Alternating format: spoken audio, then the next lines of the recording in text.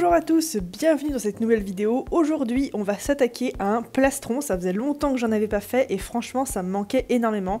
Et aujourd'hui, on va utiliser des couleurs que je n'utilise pas du tout d'habitude, c'est-à-dire des couleurs rouge, bordeaux.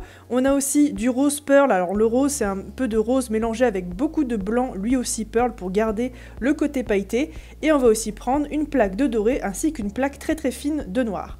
Toutes les plaques de couleur sont étalées au cran le plus épais de la machine à pâte et par contre pour le noir on va l'étaler au cran le plus fin et même l'étirer un petit peu. Le résultat final dépendra énormément du type d'empilement que vous allez choisir, c'est-à-dire de l'ordre dans lequel vous allez mettre vos couleurs. Ici j'ai fait comme ceci mais vous pouvez très bien faire comme vous le voulez. Je vais ensuite bien évidemment étaler un petit peu pour coller toutes les plaques bien ensemble, le découper en deux, le remettre l'un sur l'autre et ensuite on va venir encore une fois aplatir tout ça et je vais l'aplatir juste assez pour qu'il passe au cran le plus épais de ma machine à pâte sans abîmer la machine.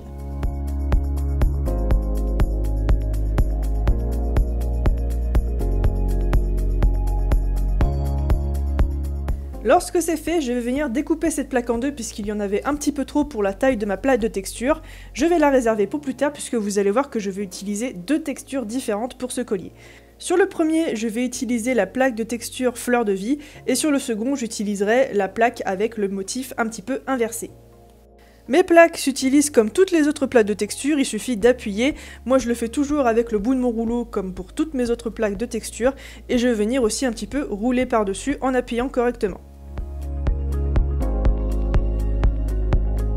Pour faciliter le scalpage, je vous conseille de découper un petit peu les bords comme ça, et ensuite vous allez prendre votre meilleure lame la plus aiguisée et on va commencer à scalper tout doucement.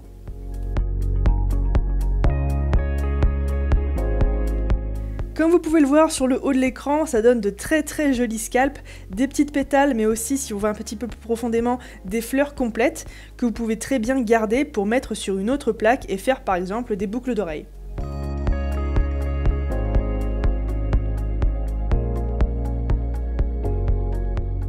Et si comme moi vous avez envie de voir un petit peu plus d'une couleur particulière, je vous conseille tout simplement de scalper un petit peu plus profondément et vous allez voir que le doré va commencer à apparaître très légèrement.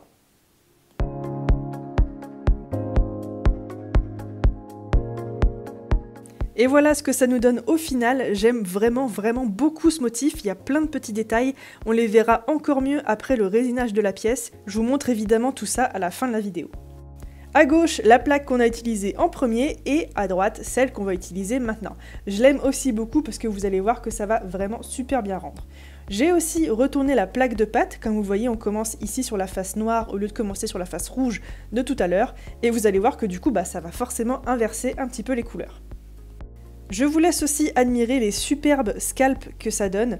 Franchement, moi je suis amoureuse, je m'en suis servi pour d'autres projets. Et je vous laisse aussi admirer le motif que ça nous donne. Alors, je voulais laisser en noir au début et je me suis dit que ce serait quand même dommage de ne pas aller plus loin pour avoir un petit peu de cette magnifique couleur pearl de chez Cernit. Et franchement, j'ai bien fait parce que du coup, vous allez voir que tous les pétales vont être entourés d'une toute petite ligne de ce rose un petit peu pearl. Et franchement, ça rend trop bien.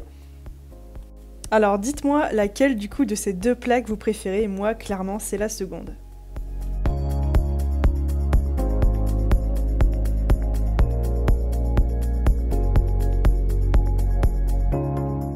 Lorsque vous avez terminé de scalper correctement vos deux plaques, vous allez bien évidemment commencer à découper vos formes. Ici j'ai choisi le plastron ange qui lui aussi est disponible sur la boutique et évidemment vous allez prendre un petit peu les morceaux qui vous plaisent. Moi j'ai choisi le morceau avec le plus de pearl possible parce que je voulais vraiment que ça rentre correctement une fois le résinage terminé. Et évidemment, s'il vous reste un petit peu de pâte, n'hésitez pas à vous en servir pour faire des boucles comme je vous l'ai dit.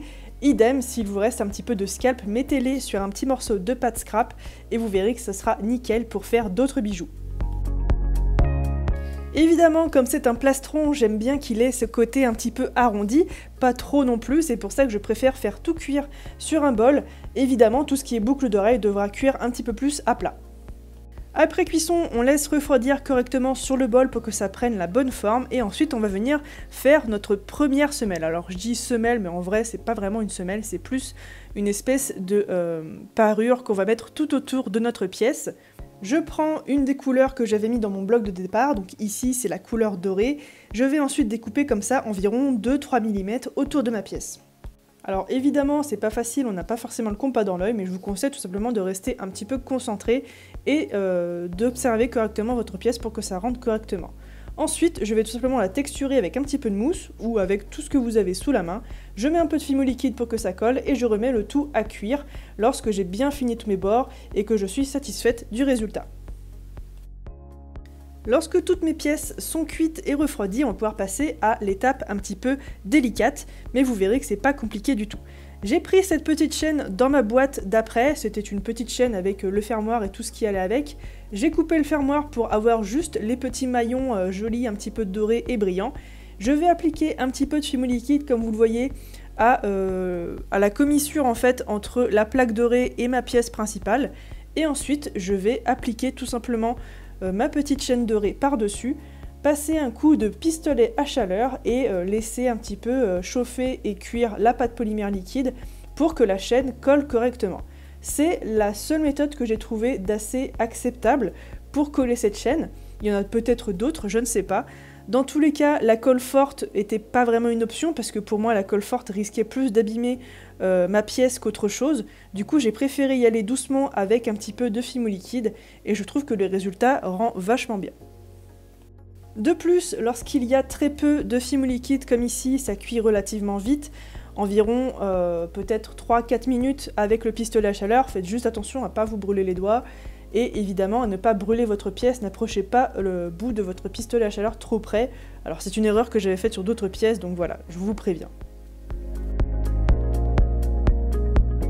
Je fais ça petit à petit, j'essaie de pas trop mettre de Fimo liquide, sinon elle peut devenir un petit peu opaque et c'est pas très beau. Donc du coup j'en mets vraiment juste pour fixer la chaînette correctement. Et si jamais vous voyez que même après votre cuisson, elle continue à s'en aller, vous pouvez très bien rajouter un petit peu de colle forte. Personnellement, je n'ai pas fait tout le tour de la pièce avec cette petite chaînette. J'ai décidé de la laisser pendouiller un petit peu en dessous. Vous allez voir que ça rend super bien, surtout si la chaînette n'est pas forcément symétrique. Ensuite, je fais ma dernière semelle avec un petit peu de pâte noire étalée au cran 4 ou 5 de votre machine à pâte. Il faut vraiment que ce soit pas trop épais puisque ici on a déjà une bonne épaisseur de bijoux. Et on va ensuite repasser évidemment tout ça au four en n'ayant pas oublié de signer votre pièce. Ici c'est l'un des tampons personnalisés que je me suis fait. Si vous en voulez un avec votre nom, ils sont disponibles sur la boutique. C'est le service tampon personnalisé. Voilà. Évidemment, après cette cuisson, on va venir résiner tout ça.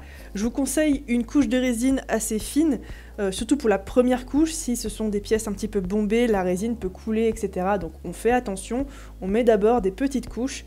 Et ensuite, si jamais vous en avez l'envie, vous pouvez très bien passer une seconde couche pour avoir un petit peu plus cet effet loupe sur la pâte polymère. Mais en tout cas, ces Cernit Pearl rendent vraiment trop bien avec de la résine. J'ai pas encore testé de les poncer, mais n'hésitez pas à me demander en commentaire si vous voulez voir un tuto avec le ponçage de cette pâte polymère. Je pense que ça peut vraiment super bien rendre.